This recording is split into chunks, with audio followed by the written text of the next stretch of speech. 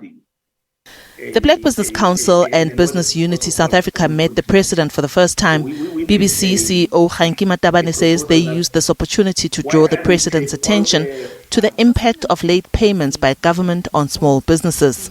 There are a lot of small businesses that closed shop, mainly because they have not been paid for the past 5 or so years.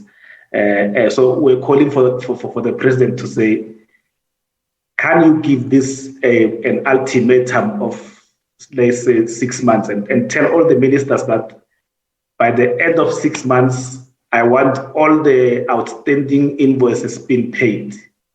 And this is the one part that we're calling, because the impact of that is very, very serious on small businesses.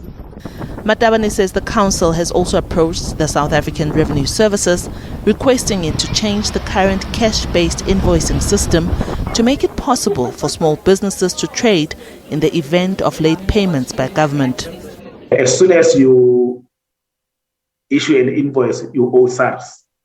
Now, if you owe SARS immediately, but government pays you after 6 months, it means your tax clearance certificate that is valid for a day will expire. And then you won't be able to do business with state. You won't even be able to do business with other businesses because they also want a tax clearance certificate. So we had engaged with SARS on this matter to say, perhaps maybe SARS should go back to what used to be for small businesses, not for everyone. To say for small businesses, your tax clearance certificate will expire in 6 months. So that even if you're not paid for 2 months, you can still be able to trade. The Black Business Council has urged the president to expedite the signing of the public procurement bill. The bill seeks to create institutions necessary to ensure the integrity of the procurement system and to address potential violations. Among other issues that business raised with the president include the need for equity funding for businesses owned by youth, women and persons living with disabilities. We made a proposal that why can't we take all those enterprise development funds from all the companies, put them in a fund similar to the Solidarity Fund that will be managed by both government and business.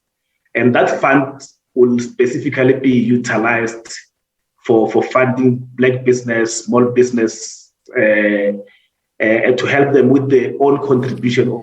Matabane is confident that the solution put on the table will go a long way in creating a new breed of Black billionaires in the country.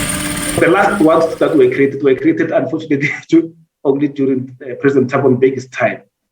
Since then, we have not created Black billionaires, and those who were created that time, they are now retiring.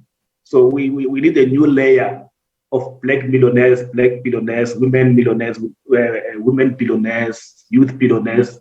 And that can only be made possible when there's a fund to assist them.